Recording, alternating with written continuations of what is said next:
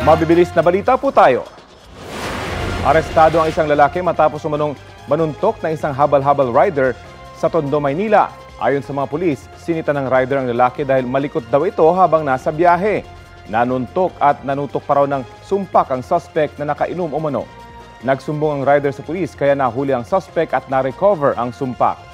Desididong magsampan ng reklamo ang rider sa suspect na tumanggi magbigay ng pahayag.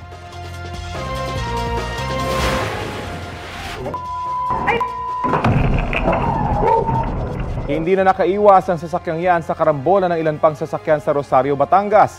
Ayon sa sakay ng isang nadamay na sasakyan, isang oil tanker ang nawala ng preno at sumalpok sa mga kasalubong na sasakyan. Sugatan ang mga driver ng tatlong sasakyan.